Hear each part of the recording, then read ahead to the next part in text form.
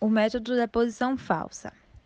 Seja f de x uma função contínua no intervalo a e b, tal que a função de a vezes a função de b seja menor que zero, supondo que nesse intervalo de a e b contém apenas uma única raiz da equação f de x igual a zero. Assim, o método da posição falsa toma a média aritmética ponderada entre a e b, com pesos das funções, e assim obtemos uma aproximação para a raiz, através da fórmula x, que é igual a vezes função de b, menos b vezes função de a, sobre função de b menos função de a.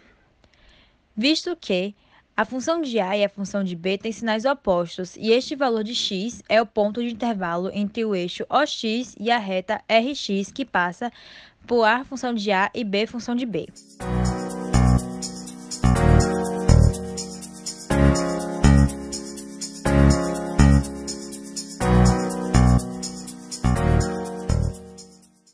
Bom, a questão pede as raízes dessa equação aqui dada no intervalo 0 a 1 com o erro menor que esse.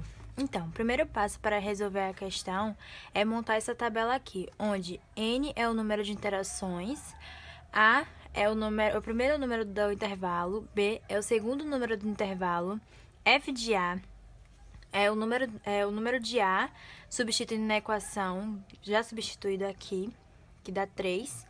E f de B é o número de B, substituindo na equação, que dá menos 5. Bom, para encontrar o valor de x, iremos substituir na fórmula do método da posição falsa, já que a questão pede para resolver através do método da posição falsa. E substituindo, encontramos o valor de 0,375. Assim, com o valor de x, a gente leva para a equação dada inicialmente e substituímos e encontramos um valor de menos 0,322. Como podemos observar, ainda é maior que o erro dado. Logo, teremos que fazer uma nova interação. Então, iremos fazer uma nova interação e no valor de A permanecemos o valor do início. E como o f deu negativo e precisamos de um valor negativo e um positivo para estar dentro do intervalo dado, substituiremos no valor onde a equação já era negativa, que no caso era o f de b. Substituímos o valor no f de b, negativo, substituímos o valor de x em b e o f de a e o a permanecem igual.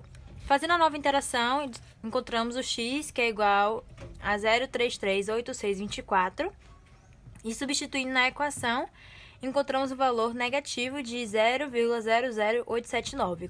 Como podemos observar, ainda é maior que o erro dado na questão. E assim teremos que fazer uma nova interação.